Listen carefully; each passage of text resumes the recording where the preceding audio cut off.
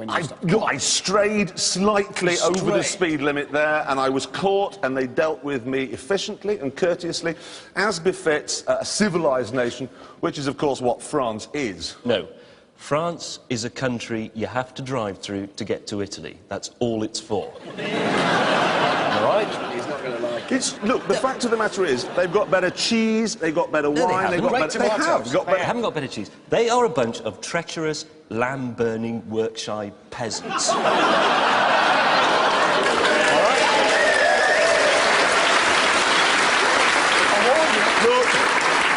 Have you seen this? Have you seen this bridge? What country is that in? Is it in Britain or is it in France? It's in France.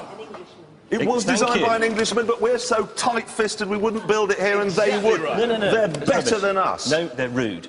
Look, they're better than us. I promised the policeman I'd say that. They're rude. Otherwise he would have taken my licence away and put me in the Bastille. Now, I'm not joking, they came alongside me and I looked across, thought, I'm in trouble here, and they were just going... Did it not occur in your big woolly head that maybe it was a trap? No, you see, I trust the French. You see, so they weren't a bit broke. Exactly. You know? What sort of trap? Well, I mean, carry on, Mr. Clarkson, and then there's a battery of cameras just under the next bridge to nobble you. No, tallest race on Earth now, the Dutch. Officially. Mind you, they do take a lot of drugs. That's why they like Top Gear so much. Hello, Dutchie. Get out of the way, you Polish lorry! Why are you cluttering up our roads with Latvian milk? The Chinese are very good at this sort of thing. I'm speaking to you now from behind a pair of fake Ray-Bans, wearing a fake Armani jacket, carrying a fake Louis Vuitton bag, in which we find a fake iPad and a fake iPhone. And if we consult my fake Omega, we see that it's 25 to 3, probably, which means it's time to pop into the fake Starbucks over there for a cup of fake coffee. It seems then that the expression copyright infringement doesn't translate terribly well into Mandarin. Back a bit. How many of those engines does AMG make by hand every year? 18,000, and that's not including the ones they make for Pagani with the Zonda. There's over 18,000 by hand. I mean, Fritz must be the hardest working bloke in the whole of Europe. He is. I can't come home tonight, I must make another 20,000 engines. Meet my hands! So, fingers up, It's spoon! Yeah, it's amazing. There's no wonder he gets the odd one wrong. Anyway, the point I want to make here is, here we've got a government agency selling us these number plates on the basis that you can tweak around with them to make them say something else. Then you have another government agency with tall hats and plastic shoes booking you for changing your number plate round so it says stamps. Absolutely right. Welcome to Britain. Welcome to Britain, everybody. This is the worst country in the world. Yes. Now, they do use power, so I rang up Volvo and I said, what is this all about? How much do your daylight running last? How much extra fuel does that mean you're using? And they went away and they did a calculation and they came back and they said, to be honest, it's such a tiny amount that we can't measure it. So now Audi have said, yes, but we will half it. So now it's even smaller again. And that was the Swedes who, let's face it, are a rational bunch. The Germans have made the Swedes look reckless. What sort of an achievement is that? Because just up the road from the Mercedes factory is the German wine-producing area. God doesn't like German wine, let's be honest. So every year, God sends hailstorms to flatten the German vines, so we don't have to have any Blue Nun and Black Tower. And now Mercedes has gone along. We have got rid of the clouds. More German wine, I'm afraid, ladies and gentlemen. It's terrifying. It's bad news. No, but I just wondered, why don't they just, for example, build a shed? Well, because they're German. This would be simple. If it's hailing, I don't think... It is easier to send the Messerschmitt into the clouds and shoot the clouds out of the sky. Did they not mention this, then? Do you know they didn't? How odd. It is, isn't it? Because Mercedes like to go on about their heritage and history, and they didn't mention that one. Well, perhaps they didn't mention it because it's got Hitler in it. I don't know.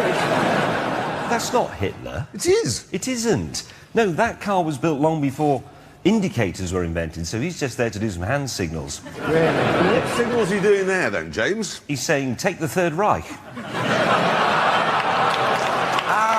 Fried the chicken.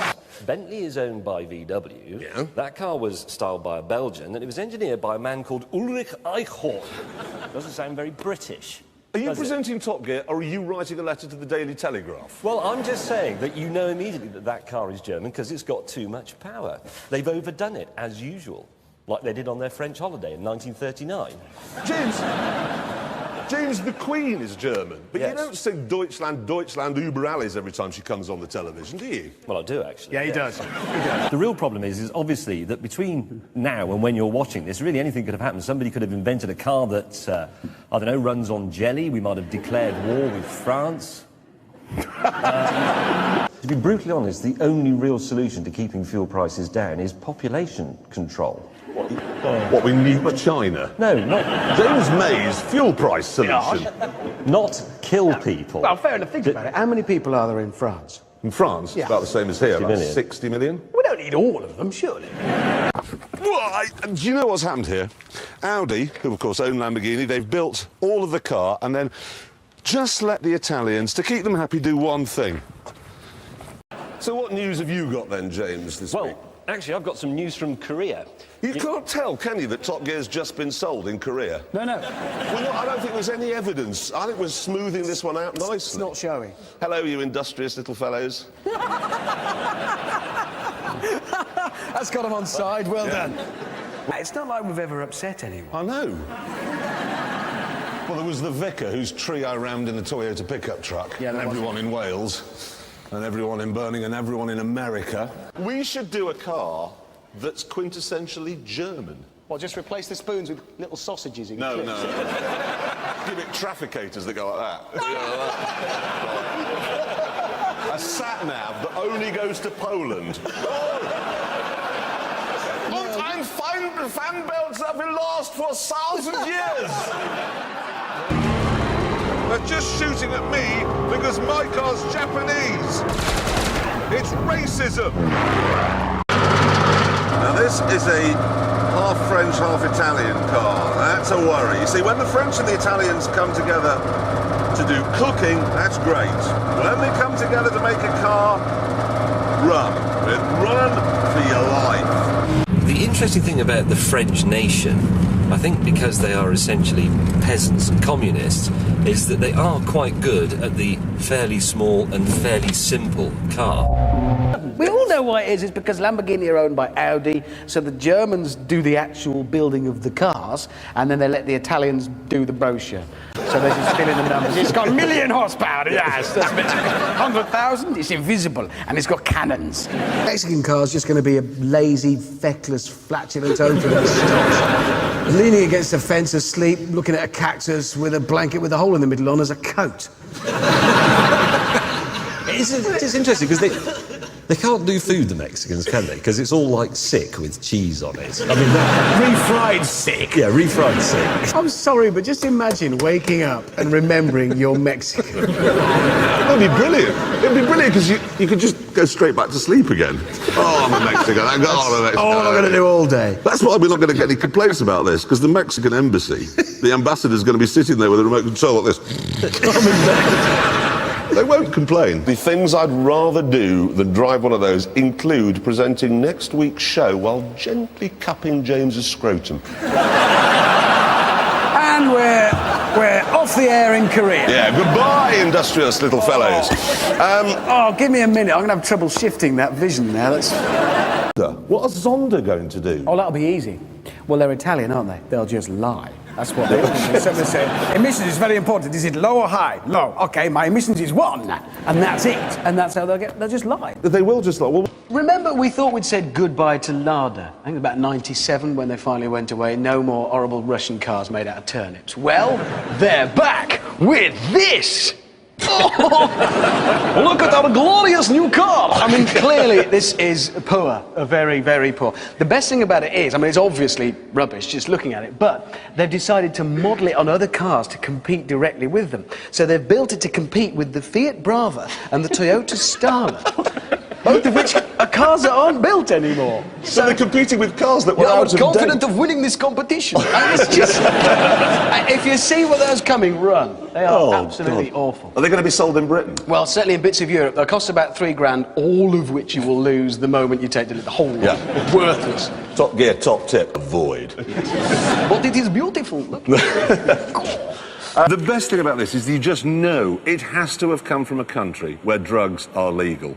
It could only have been the Dutch. You can see him now sitting around one night all listening to Bob Marley and somebody just, yeah, these cars, too many wheels, let's lose one.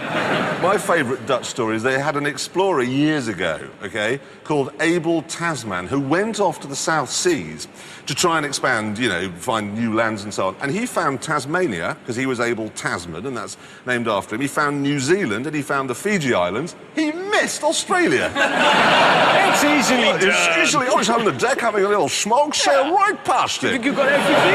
That's unbelievable. I'm sorry about that. But then they brought it over to this country.